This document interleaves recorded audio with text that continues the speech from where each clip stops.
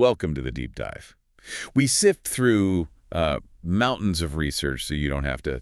Basically, we create that knowledge shortcut for you. Yeah. And today we're focusing on something really common, something that touches millions of families across the globe. It's about those kids, the ones who end up being the linguistic and, well, cultural bridges for their parents. That's right. It's such a key part of migration today. I mean, families move, right? For better opportunities, sometimes escaping really tough situations. And they hit this wall of acculturation stress. It's huge. It really is. And often the biggest hurdle is language. The parents, they often don't have the host country language skills or the cultural know-how. But the kids, it's a different story. Right. They tend to adapt like incredibly fast. Totally. School, friends, TV, the internet, they get immersed. Which creates this role we're digging into today, language brokering, or LB, as the research calls it. Right. LD. Basically, it's when kids, young people, end up interpreting, translating, sometimes just, smoothing things over for their parents, grandparents, maybe even neighbors. And we're not talking about something that happens once in a while.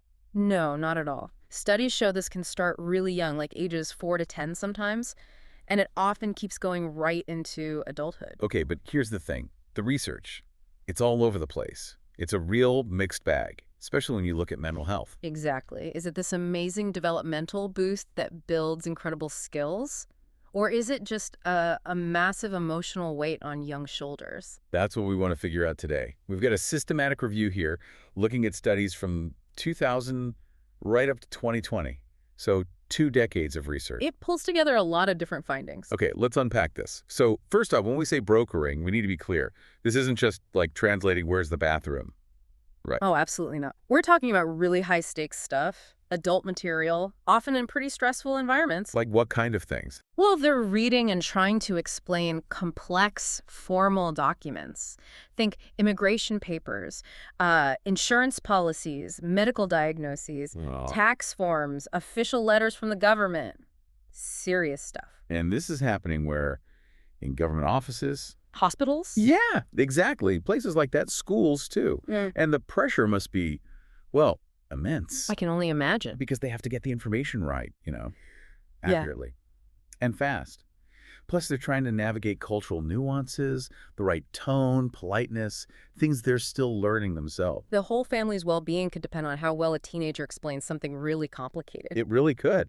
And it pushes them into situations that, frankly, aren't always developmentally appropriate. Yeah, that makes sense. And the sources, they definitely point to a cost. The kids can feel kind of forced into it. They lose time, energy, time they should be spending on homework or friends or just being kids. So they see it as stressful, a burden. Often, yeah. Not stressful. Beauty. It puts a strain on skills, social, cognitive, language that are still developing. It's serious enough that laws have been made about it. Right.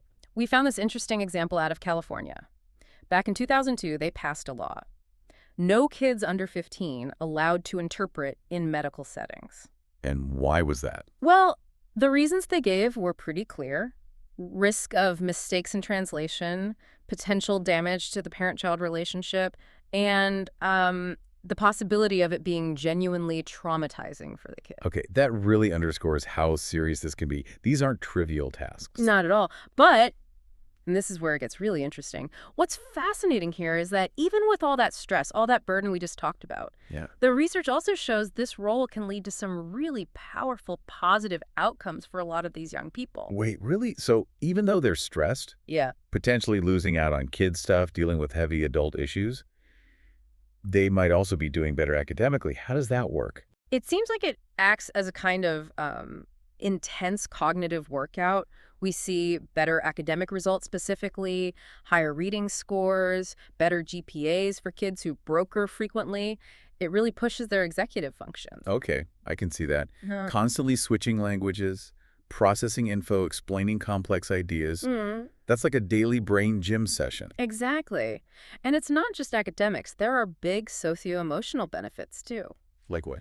Brokers often report feeling more mature, more independent, higher self-esteem, a sense of pride, especially if they actually enjoy doing it. Uh-huh. It's also linked to a stronger connection to their ethnic identity, better communication skills, more empathy, even more respect for their parents. It can actually strengthen the parent-child bond. They become really good problem solvers. And they pick up practical life skills too, I bet, Yeah. like dealing with banks or Sure. understanding bills. For sure, they get a head start on navigating the adult world. That builds a real sense of competence, of efficacy. Okay, so that's the positive side.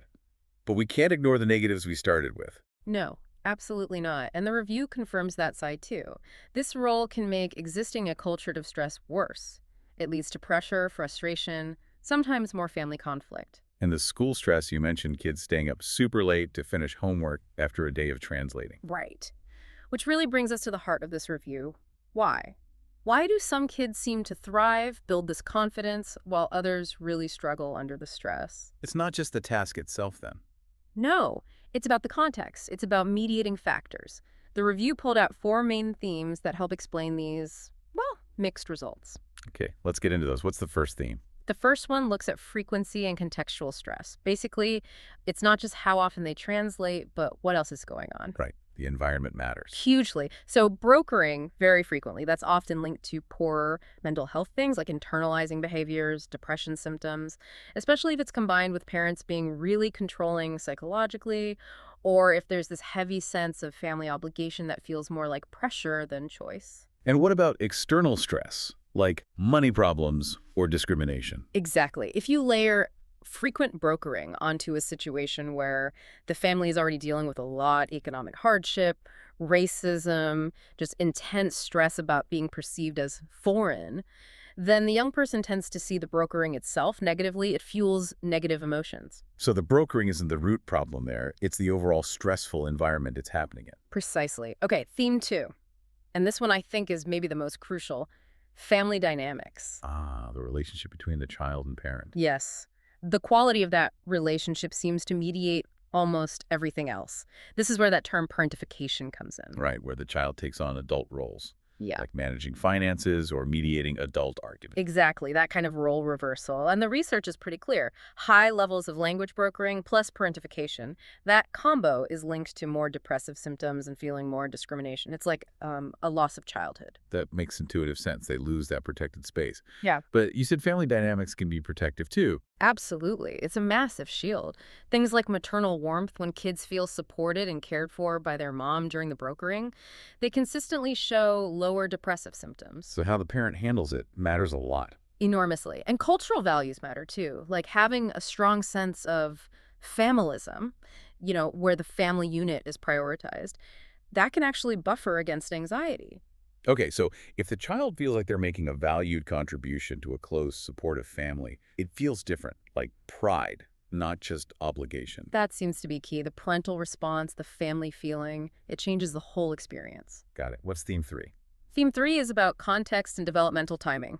So where the brokering happens matters. You mentioned medical settings earlier. Right. Brokering in medical settings is consistently linked with higher depressive symptoms compared to, say, translating at the grocery store for a school meeting. The complexity and emotional weight are different. And generation matters. Yeah. First versus second generation. Yeah.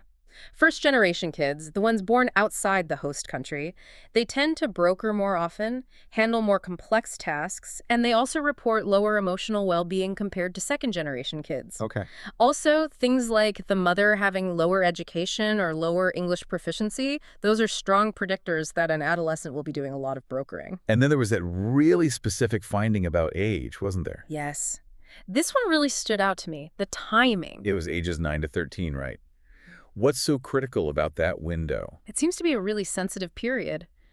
The study found that kids who started doing intense brokering between 9 and 13 reported significantly higher anxiety levels later on in their early 20s compared to kids who started earlier or later. Wow. Why then specifically? Well, think about it. That's early adolescence. It's a key time for forming identity. Peers become super important. Kids naturally start pulling away a bit from parents. So being pulled heavily into complex adult roles right at that moment, when they're sort of biologically wired to be building their own social world, that seems to be where the higher anxiety risk comes from later. Okay, that's a crucial detail. And the last theme, theme 4. Gender differences. And the data here suggests, well, it's not an equal burden. How so? Females, girls, they're often way overrepresented in these studies, like 80% of the sample in some cases. It suggests they're carrying more of this load in many families. And is the experience different for girls? More stressful? It seems so in some ways. Girls reported brokering more often for people outside the immediate family, and interestingly, they reported more stress specifically when brokering for their mothers. Really? For their mothers? Yeah, and that specific stress brokering for mom was a stronger predictor of depressive symptoms for girls than for boys. Mm. Girls also seem particularly vulnerable to anxiety symptoms if the brokering happened in a family environment with, say, parental disrespect or a lot of psychological control. Okay, so if we try to connect all this to the bigger picture, we can actually start to see patterns, right? We can identify when kids are most at risk and also what helps them be resilient. Exactly. We can move beyond just saying it's complicated. So what are the key risk factors stacking up? Well, you're looking at things like being foreign-born, so first generation, brokering in those really complex settings, especially medical ones, Right. brokering for lots of different people, not just immediate family, having a mother with lower education or English skills, and critically, starting those really demanding duties in that 9 to 13 age window. Those are the red flags, situations needing support. Definitely. But the flip side, the protective factors, are also really clear, and the good news is many are relational. Things within the family's control. Largely, yes. Yeah. Like a strong parent-child bond, Oh. open communication. If that connection is there, it seems to normalize the activity, frame it positively, even if it happens often. And that maternal warmth you mentioned. Crucial. Feeling supported by mom during the interaction. Also, the child's own sense of efficacy, feeling confident and capable in the role. Feeling good about doing it. Pride, helpfulness. Exactly. And that cultural value of familism we talked about, feeling part of a collective effort, that seems to be a powerful buffer against anxiety. It shifts the narrative. From, I have to do this burden, to, we're doing this together as a family. You got it. It empowers them. Okay. This has been, wow, a really fascinating look at something so common but so layered. It really is. We've seen pretty clearly that language brokering isn't just one thing. It's not automatically good or bad. Not at all. Its impact seems to really hinge on the family dynamics, the specific context, the age of the child.